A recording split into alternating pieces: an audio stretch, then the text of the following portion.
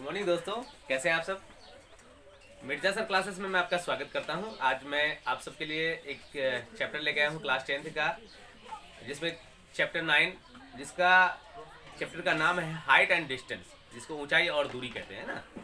अब वैसे ये चैप्टर जो है तो बहुत आसान, लेकिन स्टूडेंट्स का पल्ले नहीं पड़ता है ना। मैं आप सबको बताना चाहूँगा कि इसके लिए आपको सबसे पहले बेसिक कॉन्सेप्ट को समझना बहुत ज़रूरी है।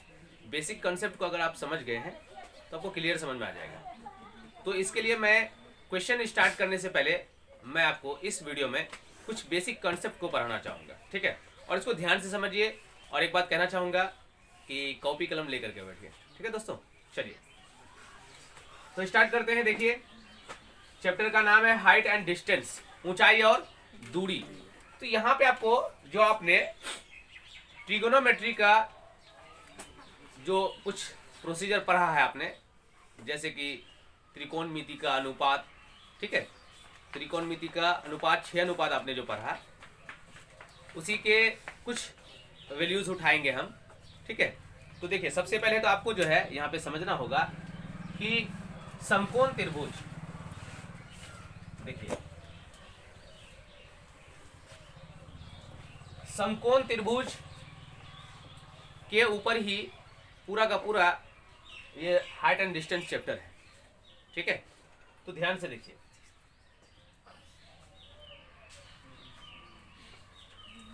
अब देखिए इसमें आपको ये करना है कि जैसे आपने त्रिकोणमिति या अनुपात आपका 6 होता है, sine, cos, tan, cosec, sec and cot, लेकिन आपको जो है सिर्फ 3 याद रखना है, सिर्फ 3। देखिए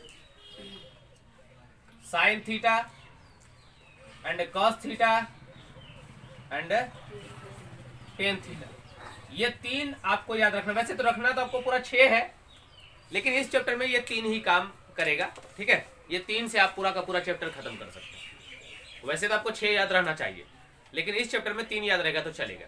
चलिए तो अब यहाँ पे देखिए साइन थीटा जो है, एक चीज देखिए, अगर आप ये चीज मैंने पहले ही आपको 8.1 में जो पढ़ाया था मैंने, तो उससे पहले 8 चैप्टर का जो बेसिक कॉन्सेप्ट एक पढ़ाया मैंने, एक वीडियो लिया है, तो वो आपको प्लेलिस्ट में मिल जाएगा। तो उसमें मैंने पूरा ये परपेंडिकुलर, बेस एंड हाइपोटेनस, ये चीज जो है मैंने क्लियर कर दिया है आपको उसी में, ठीक है। तो देखिए अगर इस कोण के सापेक्ष में आपने थीटा रखते हैं, तो ये इस कोण के सामने वाली जो कोण होती है हमेशा परपेंडिकुलर होती है, और ये 90 डिग्री के कोण के सामने वाली भुजा हमेशा क्या होती है, कर्ण होती है, जिसे हाइपोटेनियस कहते हैं। और ये जो बचा भुजा है ये बेस कहलाती है, जिसे हम लोग आधार कहते हैं। और देखिए ये भुजा दोनों जो है वो इंटरलेवल चेंजर है, अंदर की कोण की वजह से ये दोनों चेंज होता रहता है। जैसे अगर यहाँ पे हम सापेक्ष पढ़ते, अगर इसको पकड़ते हैं, ठीक है, इस सी के रिस्पेक्ट में अगर कोण लेते हैं हम, तो इस कोण के सामने वाली भुजा ये है, इस बार जो है आपका परपेंडिकुलर ये हो जाएगा, और ये तो हमेशा रहेगा आपका 90 डिग्री के कोण के सामने वाली भुजा हमेशा जो है कर्ण होती है। और इस कोण के सामने वाली भुजा ये हुआ तो ये आपका परपेंडिकुलर हो गया, इस कोण के सामने वाली भुजा ये परपेंडिकुलर हो गया। अगर एक इसमें परपेंडिकुलर हुआ तो जो बचा है वो क्या हुआ, तो इसके वजह से ये हो गया आप बेस, जिसे आधार कहते हैं। तो ये आपको समझना जरूरी है, ठीक है। तो हम लोग जो है ज्यादा नहीं पकड़ेंगे, सिर्फ इस कोण को पकड़ लेंगे, किसी भी को पकड़ सकते हैं, कोई दिक्कत नहीं समझने के लिए, ठीक है। चलिए अब देखिए साइन थीटा, तो आपको समझना होगा साइन थीटा बराबर जो फॉर्मूला होता है वो क्या होता है। तो साइन बराबर होता है P/H, जिसे हम लोग लंब बटे कर्ण कहते हैं, जिसे हम लोग लंब बटे कर्ण कहते हैं।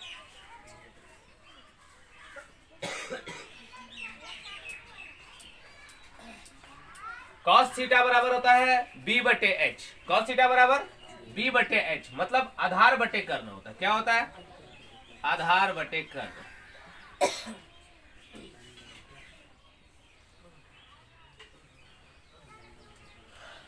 टेन थीटा बराबर होता है लंब बटे आधार, P/B, लंब बटे आधार।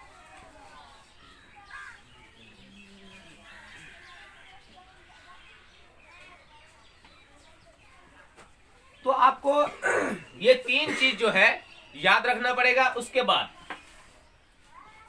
उसके बाद जो आपको याद रखना पड़ेगा वो रखना पड़ेगा आपको 0 डिग्री तीनों का, 0, 30, 45, 60 एंड 90, ये आपको याद रखना होगा। ठीक है दोस्तों, ये साइन कॉस टेन का, ये तीनों चीज का, ये 0 से लेकर के 90 डिग्री के कोण का वैल्यू मान आपको याद रखना पड़ेगा, जो कि 8.2 चैप्टर में दिया हुआ है इन टोटल मान। ठीक है, आप वहां से नोट कर लीजिएगा और इनको याद करना, आपको कंप्लीटली याद करना है, क्योंकि इन्हीं के आधार पे ही इन टोटल क्वेश्चन सॉल्व होगा। अगर ये आपको याद नहीं हो तो आपका क्वेश्चन सॉल्व नहीं हो पाएगा, आपका क्वेश्चन सॉल्व नहीं हो पाएगा। उसके बाद जो है आपको यहाँ पे समझना पड़ेगा कि कुछ कोण जो आता है, कोण के बारे में आपको समझना है। देखिए, इसको आपको जो है समझना ही पड़ेगा। वैसे ये परपेंडिकुलर, मैंने जो पी लिखा है आपको समझ रही होंगे कि परपेंडिकुलर लंब होता है।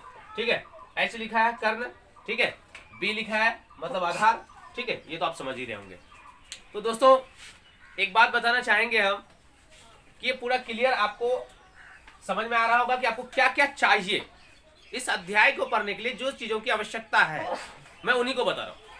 जितनी चीजों की आवश्यकता हो रही है मैं उनको समझा रहा हूँ कि आपको इतनी चीज कंप्लीटली माइंड में रखना पड़ेगा और इन्हीं के आधार पे ही क्वेश्चन सॉल्व होगा। अगर आपके माइंड में ये चीज नहीं हो तो आपसे शायद क्वेश्चन सॉल्व नहीं हो पाएगा। और मैं एक बात बता दूं आपको, हर साल ये हाइट एंड डिस्टेंस से क्वेश्चन पूछता है और एक क्वेश्चन 5 नंबर का पूछता ही है। आपको ये पता होना चाहिए, हर साल पूछा गया और पूछता भी है। इसलिए जो है आप कंप्लीटली इस चैप्टर को अच्छे से पढ़िएगा। ज्यादा नहीं, एक ही चैप्टर है 9.1 बस, उसमें जो 12, 13, 14, 15, 16 क्वेश्चन है और उसके ज्यादा नहीं है। तो आपको जो है इस चैप्टर को अच्छे से पढ़ना है। एक ही चैप्टर है लेकिन उससे क्वेश्चन पूछता भी है, हर साल पूछा गया है। 5 से 7 नंबर का पूछता है। एक तो 5 नंबर का गोटा गोटी पूछेगा और एक जो है 2 नंबर का पूछ सकता है, लेकिन 5 नंबर का गारंटी पूछता है। चलिए, तो ये आपको क्लियर समझ में आ गया। ये चीज आपको चाहिए मतलब चाहिए, ठीक है ना। और इसको जो है आपको कंप्लीट समझना है। इसका स्क्रीनशॉट ले लीजिए कि आपको क्या क्या दिमाग में रखना है क्वेश्चन बनाने से पहले। अब हम एक चीज समझते हैं, ध्यान से देखिए।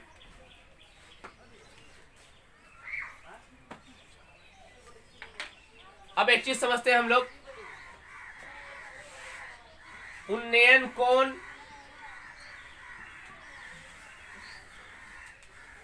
और अवनमन कोण।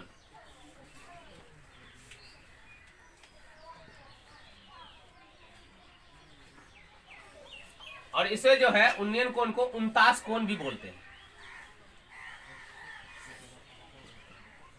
ठीक है, कभी कभी हो सकता है कि क्वेश्चन में 49 बोल दे तो आपको समझ जाना है कि उन्नयन बोल रहा है। और क्वेश्चन में ये उन्नयन और अवनमन हर क्वेश्चन में बोलता है। इसलिए बोलता है क्योंकि वहां पे उन्नयन कोण भी होता है, अवनमन कोण भी होता है। अब ये कैसे होता है आप ध्यान से देखिए। अब जैसे कि ध्यान से सुनिए, अब जैसे मान लेते हैं कि ये एक मीनार है, ठीक है, ये एक मीनार है और इसके कुछ दूरी पे एक लड़का यहां पे खड़ा है, ठीक है।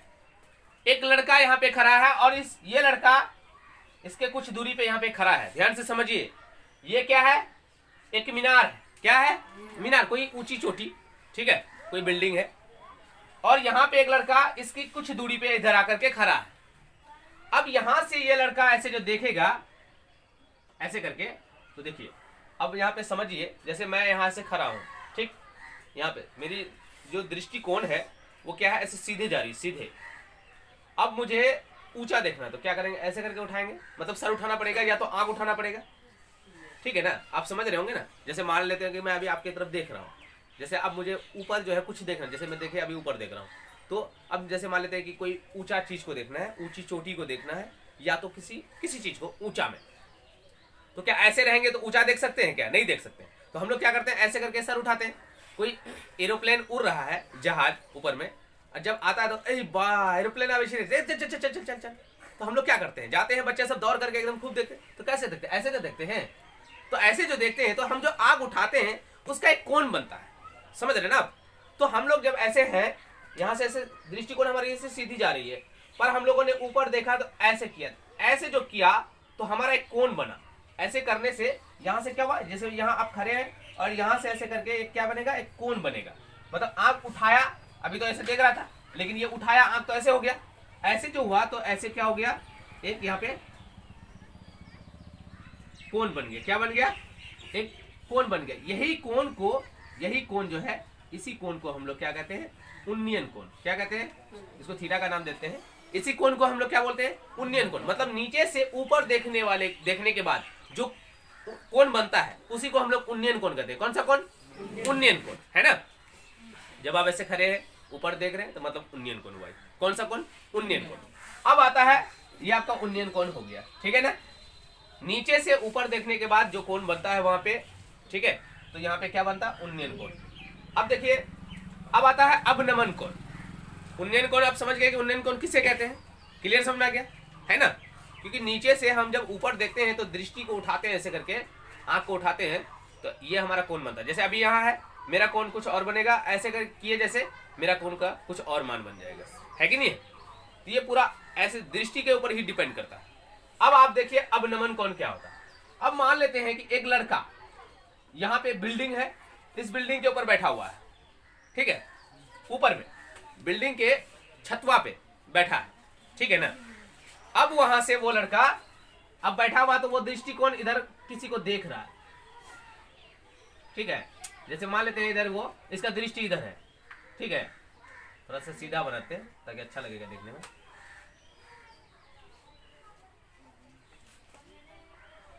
चलिए, ये लड़का जो है इधर देख रहा है, अचानक उधर इसकी गर्लफ्रेंड आ गई नीचे में, ठीक है ना। अब ये क्या हुआ, मान लेते हैं कि इधर उसका नजर ऐसे सामने है, ऊपर में बिल्डिंग में छतवा पे ऐसे देख रहा है। अब वो जो है अचानक देखा कि कोई नीचे आके खड़ी है, ठीक है ना। अब मान लेते हैं कि उसका दृष्टिकोण इधर है, तो नीचे जो आई है वो चिल्ला रही है, सुन रहे, तो क्या करेगा, नीचे तो ऐसे सर झुकाएगा ही ना देखने के लिए, ओ बाबे कैसी है ना, सर झुका करके देखेगा। तो ऐसे करेगा तो वो क्या मतलब, ये जो यहाँ दृष्टि यहाँ है तो नीचे झुकाएगा ऐसे करके, है कि नहीं। दृष्टि ऐसे नीचे करेगा और यहाँ देखेगा, तो दृष्टि ऐसे है, ठीक है, और ऐसे करेंगे तो ये जो कोण बना रहा है और ये जो कोण बना रहा है, दोनों में अंतर हुआ कि नहीं हुआ, समझ रहे हैं ना आप। ये जो देख रहे हैं और ये देख रहे हैं कि मेरा आंख का दृष्टिकोण ऐसे सीधे जा रहा है, ठीक है ना। और नीचे कोई आज के जब खड़ी हुई तो ऐसे करके देखेंगे, या तो मान लीजिए फॉर एग्जाम्पल कुछ आपका गिर गया तो अरे बाकी गिर ले गए, है ना, ऐसे करके देखते हैं ना। तो वो जो बनता है, ये जो बना, ये अवनमन कोण बना। कौन सा कोण, अवनमन कोण। कौन सा कोण, अवनमन कोण। और ये जो बना, ये उन्नयन कोण। कौन सा कोण, उन्नयन कोण। ये आपका क्लियर है। अब आपको एक चीज जानना जरूरी है, समझना जरूरी है कि अवनमन कोण, उन्नयन कोण, ये दोनों कोण हमेशा बराबर होता है, हमेशा। अब कैसे बराबर होता है ये भी थोड़ा सा समझ आइए कि देखिए, अब ये उन्नयन कोण अवनमन कोण इसलिए बराबर होता है, आपको क्लास 9th में मैंने पढ़ाया था कि दो समांतर रेखा है, एक तिर्यक रेखा इन दोनों को कट कर रहा है, ठीक है। एक तिर्यक रेखा इन दोनों को कट कर रहा है, कट करने के बाद एकांतर कोण जो होता है वो आपस में क्या होता है, हमेशा बराबर होता है। और इसको भी आप देख लीजिए, आपको नहीं लग रहा है कि ये एक तरह से जो है समांतर रेखा है ये, देखिए। अब इसको एक अभी देखिए यहाँ पे हम इसको थोड़ा सा बढ़ा लेते हैं ऐसे करके, ठीक है, और ऐसे करके इसको बढ़ा लेते हैं, तो आपको क्या लगता है, नहीं लगता है, ये ऐसे करके इसको भी बढ़ा देते हैं और ऐसे करके इसको भी बनाते हैं। अब नहीं लगता है कि ये दोनों एकांतर कोण हो गया।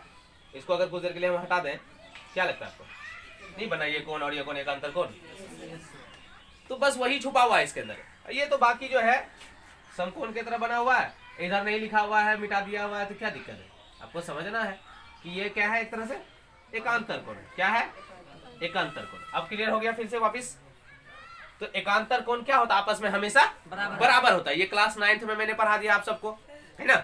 मेरे ख्याल से पूरा क्लियर आपको समझ में आ गया होगा, है ना। तो इसी चीज के आधार पे जो है ये उन्नयन कोण, अवनमन कोण और बाकी जो मैंने अभी दिखाया था आपको कि त्रिकोणमितीय अनुपात जो होता है 6, जिसमें आपको सिर्फ 3 याद रखना पड़ेगा इस अध्याय में, और ये तीनों के आधार पे ही हम लोग जो है इस चैप्टर को पढ़ेंगे। और दूसरी बात कि ये कोण आपको याद हमेशा रहना चाहिए, किसको अवनमन किसको उन्नयन कहते हैं, ये आपको ध्यान रहना चाहिए। नीचे से ऊपर देखने के बाद जो कोण बनता है वो उन्नयन, ऊपर से नीचे देखने के बाद वो कोण जो बनाता है वो अवनमन, बस यही अंतर है, कोई खास अंतर नहीं है, ठीक है। ये आपको क्लियर समझ में आ गया, कोई दिक्कत नहीं है। तो इतना अगर आपने कर लिया है तो हम लोग क्वेश्चन पे चल सकते हैं, है ना। इतना अगर आप समझ गए हैं तो हम क्वेश्चन पे उतरेंगे और क्वेश्चन भी बनाएंगे। तो दोस्तों मैं इस वीडियो को यहीं तक स्टॉप करता हूँ, आपको शायद क्लियर समझ में आ गया होगा। उसके बाद हम लोग क्वेश्चन लेकर के आएंगे वीडियो में, ठीक है। ये बेसिक कॉन्सेप्ट क्वेश्चन था, वीडियो था, आप जो है अच्छे से समझिएगा इसको, अच्छे से उसको कंप्लीट कीजिएगा, तभी क्वेश्चन स्टार्ट होगा, और स्टार्ट करने के बाद क्वेश्चन बनेगा भी। तो दोस्तों एक बात बताना चाहूँगा, मेरे ख्याल से आपको ये जो मैंने अभी समझाया आपको क्लियर समझ में आ गया होगा, और जो मैंने कहा है आपको कंप्लीट करने के लिए वो आपने कर भी लिया होगा। और दोस्तों अगर आपको अच्छा लगा तो वीडियो को लाइक और शेयर जरूर कीजिएगा, अच्छा लगा तो लाइक जरूर कीजिएगा, नहीं लगे तो भी एक लाइक कर दीजिएगा ना, क्या हो जाएगा, है ना। तो दोस्तों वैसे लाइक करने में कोई पैसा नहीं जाता है। और एक बात कहना चाहेंगे कि अगर आप नेक्स्ट वीडियो चाहते हैं तो उसके लिए आपको चैनल को सब्सक्राइब कर देना है, बेल आइकन को प्रेस कर देना, ऑल कर देना है दोस्तों, और सब्सक्राइब कर दीजिएगा। सब्सक्राइब करने में कुछ जाता नहीं है, एक ऐसे खाली क्लिक करना है ना, कोई पैसा थोड़ी ना जाता है। वो वीडियो जो देख रहे हैं ना उसके नीचे में देखिए ऐसे करके सब्सक्राइब लिखा होगा रेड कलर में, उसको खाली ऐसे कर दीजिएगा, एक घंटी जगह घंटी, वो घंटी को ऐसे मारिएगा, एक ऑल लिखा हुआ है ऑल मार दीजिएगा, ठीक है दोस्तों। इतना तो कर सकते हैं। धन्यवाद, मिलते हैं फिर, थैंक यू।